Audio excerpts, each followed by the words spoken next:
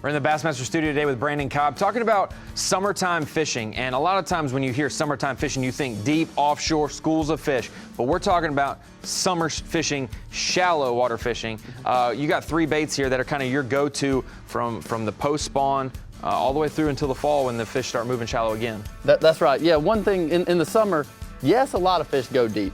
But throughout the summer, especially full moons, you've got like feeding periods where something's spawning. Bass may not be spawning, but something is. So I like to fish shallow, and there's really three baits that I almost always have tied on that time of year. And I'll mention all three and then kind of explain how I use them. So one's always a buzzbait, one of my favorite baits. I always use it. Number two, a Zoom fluke stick. I wacky rig it. You can put it on shaky head too, but I prefer it wacky rig right in the middle. And then number three, jig, go-to bait, dirty water, clear water, a white jig.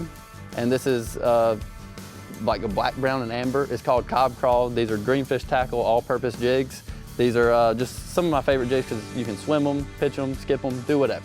And that's my three kind of go-to baits for shallow water summer fishing. So you mentioned that. We've talked about the toad toter with a horny toad on there. Do you ever throw a buzz bait with a skirt, or are you strictly just a soft plastic on there, or is there a time when you should? Yeah, I would say 90% of the time I use this buzzbait with the horny toad, but the one time when I'll change it up is if I think they're feeding on little bitty shad. This is a pretty large presentation bait, you know, and sometimes I'll go down to a smaller, like an 1/8 ounce buzzbait with a skirt, and if I want to come faster, because this bait, the nature of it, you just can't reel it fast. It's not meant to reel fast. It'll roll over on its side if you reel it fast. So if you want a super quick presentation and to get a reaction, you need a skirt, but most of the time, this is my go-to. And you mentioned with your all-purpose jigs here, you do like to swim them as well as fish them on the bottom like they're supposed to be.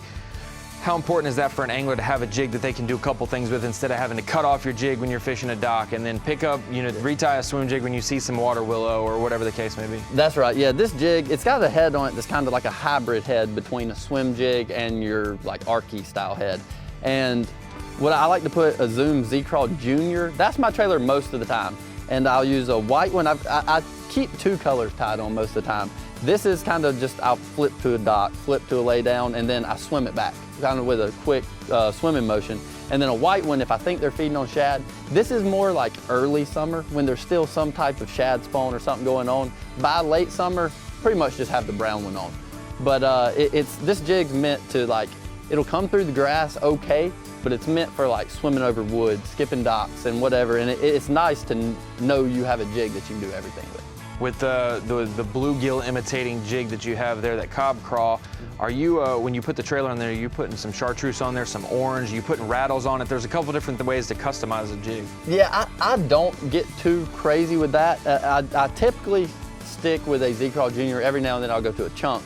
But I really just put like a tilapia, it's one of my favorite colors, Z-Crawl Juniors on here, and every now and then if I think they're really keyed on bluegills, I will take just some chartreuse dip and kind of dip the tails just to get that kind of little kick of chartreuse on there. But in general, I keep it pretty simple.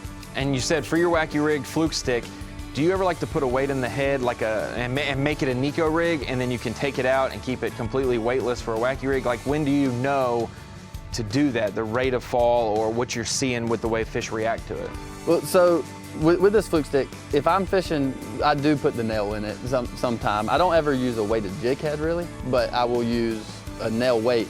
And the only time I really go to the nail weight is if I think the fish are keyed up like deeper than 5 or 10 feet. But most of the time, if I'm throwing this wacky rig in the summer, we're talking, I almost see the fish I'm catching. So I don't usually, I just wacky rig it, throw it. That's why I keep this tied on.